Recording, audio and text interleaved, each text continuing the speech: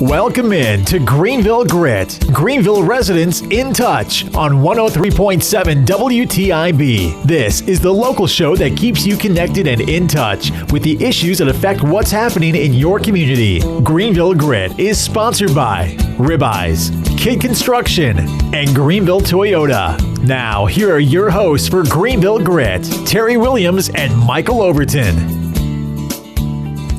Hello and welcome to Greenville Grit. I'm Terry Williams. And I'm Michael Overton. Terry, good to see you this afternoon. Yeah, it is. All the midst of a week of rain. And a week more to come, it sounds like. I know, hopefully not. But we're going to have a good time in the studio today. We have Marion Blackburn, incumbent for District 3. Marion, thank you for coming on. And thank you all so much for having me. It wasn't raining when I came in.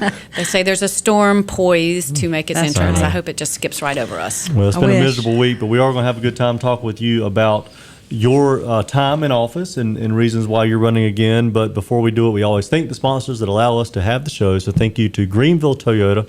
If you're looking for a new Toyota or Scion or a new used car, go see Craig Gillis and the Greenville Toyota team. Visit them in person across from Fresh Market on Memorial Drive in Greenville. You can call them at 321-3000 or visit them on the web at greenvilletoyota.com. We also have to thank Ribeyes Steakhouse. Looking for a wonderful steak, a great atmosphere, good salad bar. Go see Joey Wood and the Ribeyes staff. They are on the corner of Fire Tower in Arlington and Greenville. They also have a location in Williamston. And the Overton Group, real estate professionals serving all of Eastern North Carolina with commercial real estate leasing and sales, business brokerage, property management, and residential brokerage. So it's a lot. It is a lot. You can visit us on the web at overtongroup.net. Dial us up 355-7006. We'd love to hear from you and see if we can help. We're going to take our first break, and we're going to come back and start talking with Marion Blackburn. Be back in 2.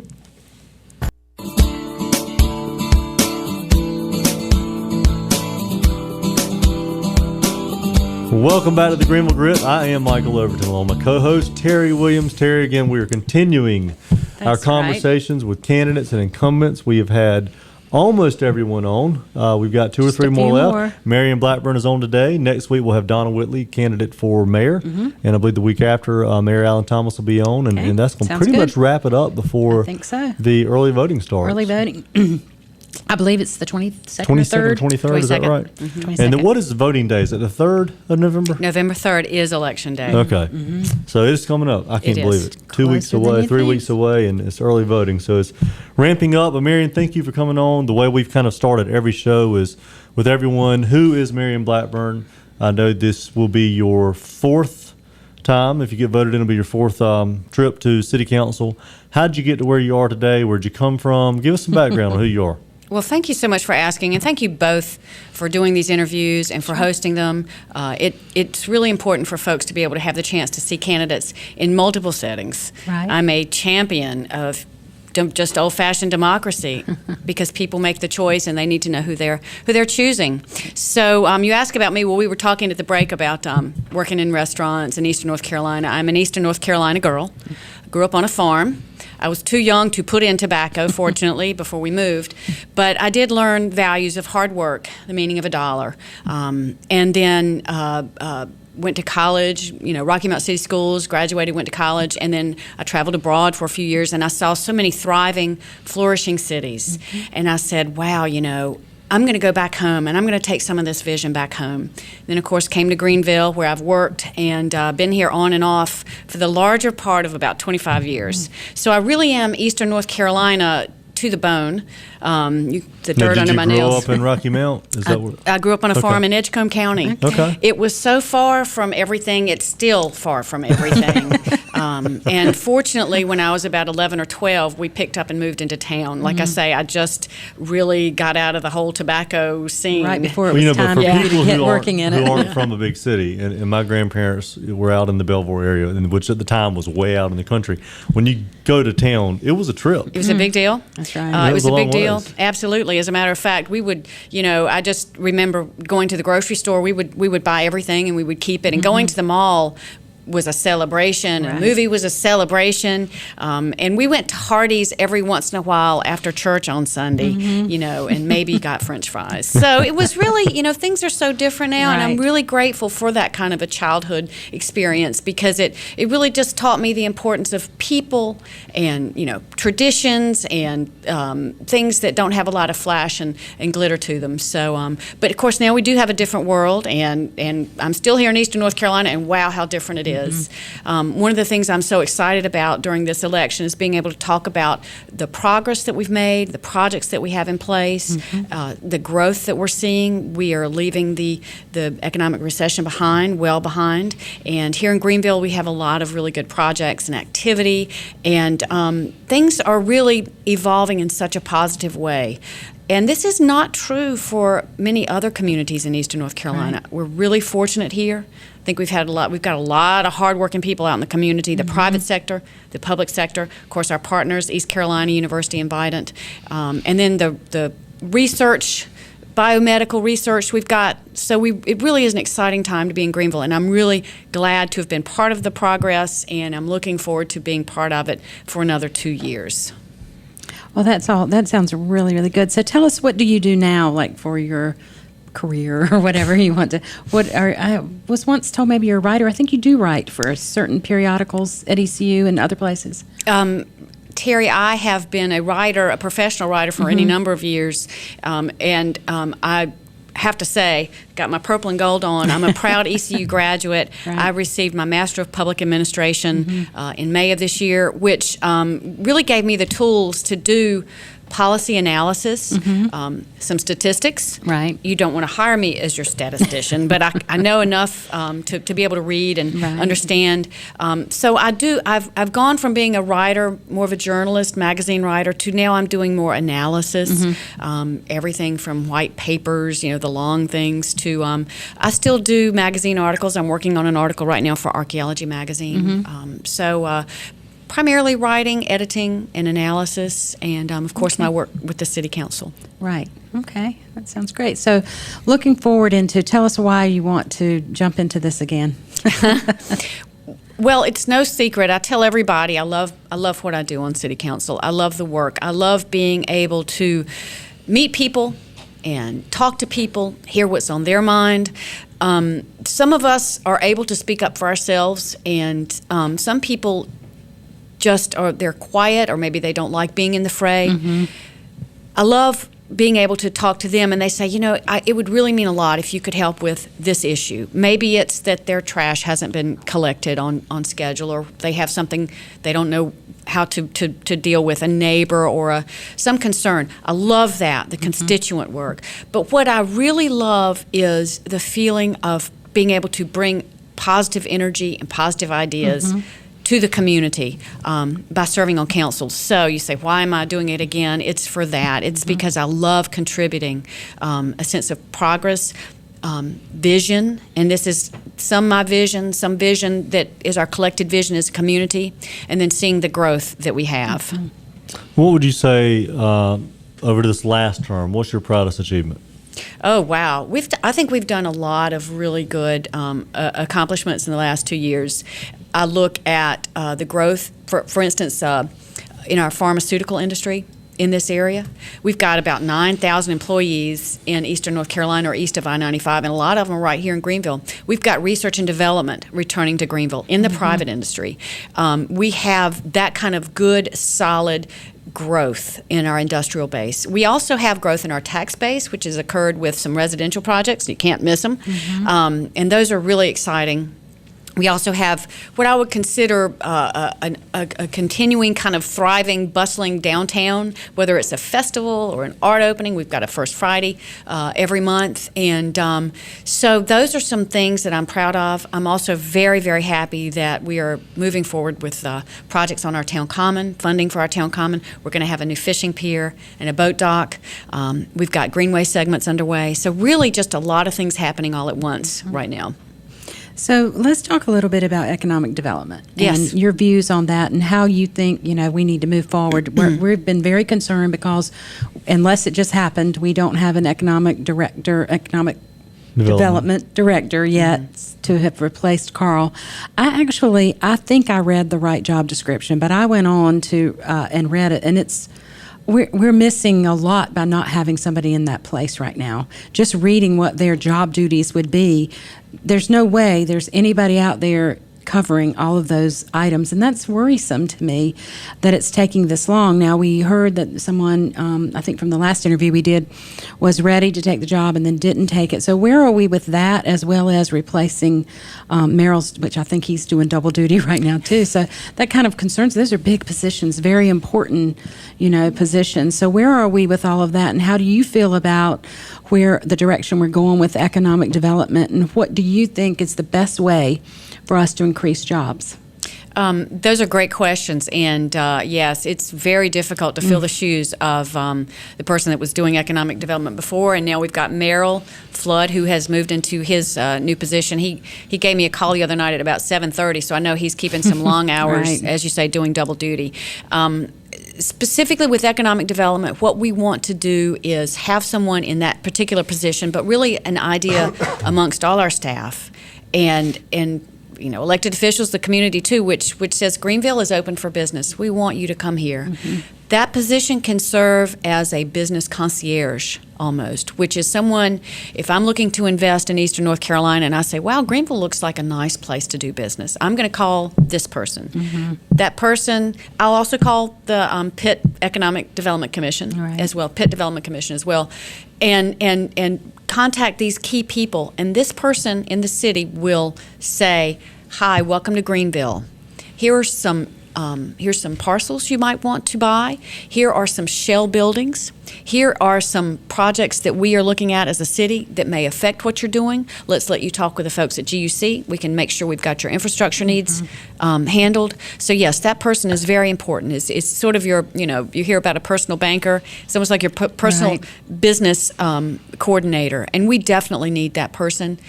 We have had, as you know, a lot of changes as folks have moved on, and that's good for them. It's left us with some big shoes to fill here at the city. Now, economic development is such a rich complex of things. Infrastructure, like streets, sidewalks, greenways, this atmosphere, the business concierge person that can be that personal host or hostess to doing business in Greenville. It's also quality of life, where you want, sort of your starting line is, this is a place where I want to live and my employees are going to want to live. So it's a mixed basket of infrastructure, good business climate, and quality of life, and those things together really make our city attractive for investors. What do you think provides a good business climate? I mean, I have my ideas of, I think tax incentives are very important. That's been a hot issue of how to approach that. But what is someone's not going to choose to come to Greenville because we have a pretty park. It's great. But they're going to be looking for the best paying job that I can find for my family, and how am I going to get that? I think that we need the parks, we need the greenways, all those things that you like so much and talk about and advocate for are important. But I feel like they're a byproduct of what we bring job-wise, which increases our tax base. So how do you think we can get more jobs and just be looked at like shell buildings? We have that many shell buildings to offer. We don't really have that. No, and I think, and I hear what you say in terms of the concierge part, and there is something to that when someone calls in and says, hey, I'm interested in Greenville. But, I see, and one of the things I liked about Carl was he was very aggressive in reaching out to people and pulling them in. And, he was working the phones hard. I would hear from him, because all I do is commercial real estate. I would hear from him, and I know if he's calling me, he is calling Kitchell and Armstrong, and he's calling John Day, and he's calling all the other commercial brokers. What do you have? I've got this company. He was matchmaking, and he was back there really working, trying to get something in. So, I really, although the concierge part is good, we really need someone with frankly, almost a sales background, because their job is to sell Greenville, and to go out and bring the users, whether it's biotech, which is an area that has been really good for our city. And they're focusing on the biotech industry and going out and grabbing other biotech firms, bringing them into the city. Look what we have. Here's what we can do for you, and building that base. And I agree with Terry. We've got to we see those jobs when Maine Pharma announces their job, and we had Which was awesome. one of the gentlemen from one of the vice presidents from Maine Yeah, we Pharma did. on a couple weeks ago. He had, I think the pay scale was a $50,000-$60,000 average, which is higher than our city average. And then those are the jobs when they're hiring 100 of those people. I mean, that's an opportunity for a bunch of houses that can be sold, which adds that much more tax base. That's right. Which we see as the opportunity to bring revenue in for the city to reinvest in parks and build new parks and greenways. And it's like I told Calvin when he was on here, I think we all want the same thing. We just there's seems to be some people say you build the quality of life and the companies will come, and we're saying you bring the jobs, the companies will come, and then we can have the quality of life that goes Because with we'll it. have the money. I know I just said a lot, and I confused myself here, so sorry. No, actually, I think both of you really described exactly what we're looking at. I say business concierge, you say salesperson. I think we're talking about the same person, and you talk about Carl working the phones. That's exactly what we want, and it's what we need. What I do is I kind of step back and I look at the big picture. I look at ECU, where we have so much medical research, biomedical technology, engineering. We have that asset. We have sort of a critical mass now of companies. When we talk about economic development, we're really talking about the private sector. We're talking about investors with private money. So what can the public sector do? I think that's why we do emphasize quality of life. I think it's also why we emphasize concierge or salesperson. In other words, what is the role when it comes to private industry and those private dollars? Our role is to say, again, infrastructure. We got your streets, we got your sidewalks, we've got your water and sewer. For instance, the pharmaceutical industry needs a lot of water. We have to assure them they're going to have a steady supply of water. We have to assure them that we are going to have that steady supply of power or whatever it is that they need. So those are the things we can do as a public entity. Now, we talked some about the incentive packages, and what we can do is provide a climate that says you are appreciated, and the contribution you make to our tax base is appreciated. And as a result of that, sometimes we do have incentive packages above and beyond infrastructure, streets. And those are done, of course, on a case-by-case basis. And I think that's probably the best way to do it, because Yeah. you don't know what the situation is. You So don't. I agree with you that. don't. You don't. Yeah, Well, because- switching gears a little bit, you mentioned the streets, and that's been a big thing. Yes. There's a big bond that's coming up. One of the things that Terry and I have expressed concern on, being on the advisory committee, was there really hasn't been a lot of discussion. I know they've kind of started getting out in the last 2 or 3 weeks, but for such a big bond, I know when Pitt Community did theirs, they spent a year advertising, Yeah. yard signs everywhere. I think there might have even been TV ads. I can't There were remember, but some. they really pushed it. And it was a $20 million bond. So we're not only Far $5 million off, off. not far, We're not yeah. that far off. Or do you have any concerns over the support for it, or the lack of really discussion about it, to make sure the public's educated on it? And that's another great question. You're right. Dr. Massey did a marvelous job. He was the personal ambassador for that bond. I think it's really important that we all on council and community leadership be that ambassador for the bond. The bond is a transformative package, and I try to talk about it and express my support for it as often as possible, because it does promise to do so many things for the city. For instance, the $10 million in roads. We're going to see, I took Arlington in today, and that, it's going to be so nice for us to be able to travel Arlington, again, if it passes, and hoping it does pass. I think there is a lot of support for all of those transformative. I think there's support for the package. I know there have been questions about some elements. Should we put them all together?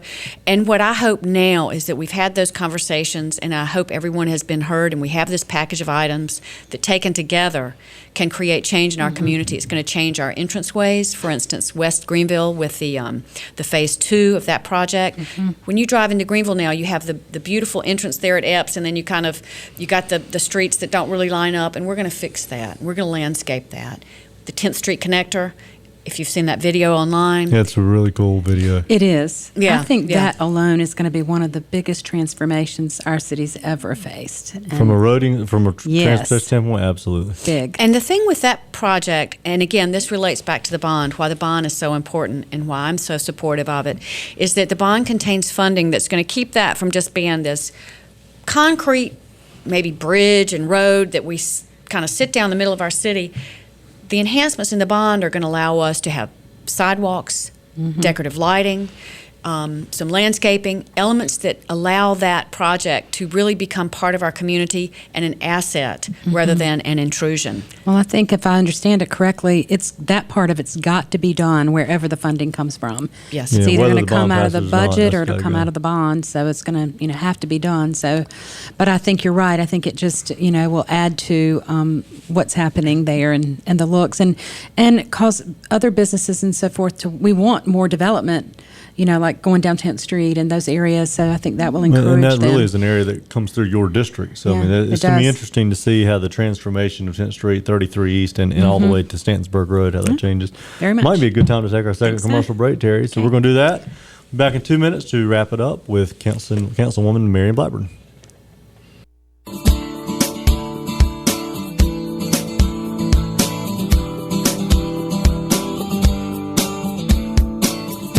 Welcome back to our show. We've been discussing the new run this year for City Council for our incumbent, Marion Blackburn, who represents District 3. And she's going for that fourth term. And we really appreciate you coming today and sharing. And we just like maybe for you to share any other thoughts that you have that you want the public to know, and also how to get up with you, how to give money to your campaign if you want to make a donation, just anything that you would like for the public to know about you and your ideas and really what you want to see happen in your next term. Oh, well, thank you so much. That's a gracious offer.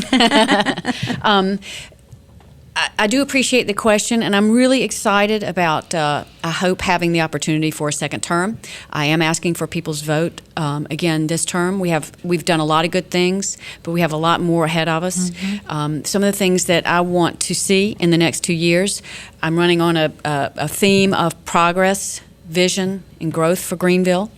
When we say progress, what does that mean? That means some of the things that we've started, which is this sense of Greenville just moving forward in a different way. We've always been a great community, but now we're a community that other people notice. We're a community that other people want to live in.